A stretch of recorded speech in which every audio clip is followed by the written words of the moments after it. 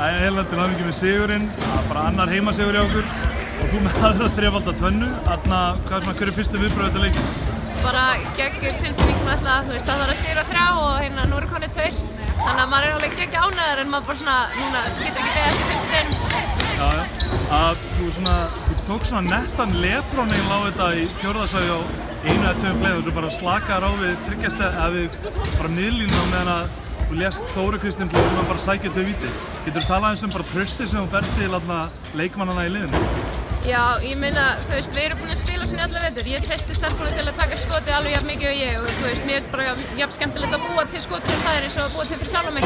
Þannig að þær eru að dekka mig auðvitað stíft og mér finnst oft ef ég er að reyna að fara inn í þá erum við svolítið fyrir og mér er svona klessa þannig að stundu eða þá ég var þreytt, ég veit ekki hvort það gerist þannig en ég er alltaf svona, mér finnst það opna stundum ef ég dreif mig aðeins út þannig að ég bara prófaði það aðeins, kannski tók smá pásu við það.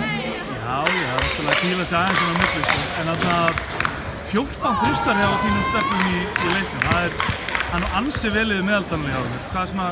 Hvað var bara eitthvað tröst sem var bara í liðinu, var bara fílingurinn svona góður? Já, ég meina valsstúlkurnar eru náttúrulega að gefa okkur þessi skot bara mikið opið. Það er að doppeltíma, trippeltíma mig og Vitni og eru að skilja eftir bara glæsilega skotmenn og settum það ekki seinsta leik en erum búin að eiga núna 2 skotæfingar og bara reyna að byggja upp sjálfstrausti og þessi stelpur eru frábæri skotmenn og þegar það er trúið þá steinleikur það. Hver fannst þér vera munurinn á byrjunina á 3. leikluta versus byrjun á 4. leikluta? Þið fóru á dálítið gott áhlaup í 3. en valsstúlkur í 4. Já, við náttúrulega, við endum fyrri hálfleik vel og byrjum seinni hálfleik mjög vel og svo fóru þær á sitt rönn, þar eru náttúrulega svona lið, þar eru svoleiðis upp og niður og við svona duttum svolítið inn á það og vorum alltaf lengi að stoppa fyrir rönn. Þannig að við bara leiðum við skorum þessa körfu og stoppum áhlaupið þá hafði ég ekki eins miklar áhyggjur en það náttúrulega náði þessu alltaf mikið niður, það var aðeins mikið stress. Að lokum, sóknarfrákastin ykkar voru nokkuð góð í þessu leik, við vorum 17 versus 8 hjá þeim. Þannig voruð þið búin að tala það að takmarka þær svona og vera aðeins grimmari að sækja þessa bolta undir hvernig í sókninni ykkar? Já, klárlega. Ég meina það er náttúrulega að Lía og Elín eru mjög sterkar á sóknarfrákastunum. Við erum búin að tala mikið við verðum að stíga út og allar að hjálpast að frákasta og líka þegar við verðum að frákasta erum við að ná þessu svona transition leik sem við erum bestar í.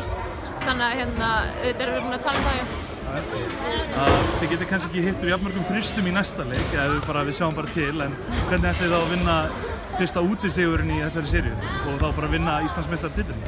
Já, ég meina við náttúrulega erum búin að vinna þetta áður í vetur þannig að við vitum alveg að við getum vinnað Hlíðarenda en þetta verður bara hörkuleikur, við fáum mjög stutt að kvitt leikunum kl. 6 á 50-daginn þannig að það verða bara allir að vera duglegir í recovery og ná hausnuleika niður, flott að vera ánægður í kvöld svo bara strax á morgun verðum við bara að hugsa þetta er leikurinn sem við getum klárað þetta og allir bara að gefa allt í þetta.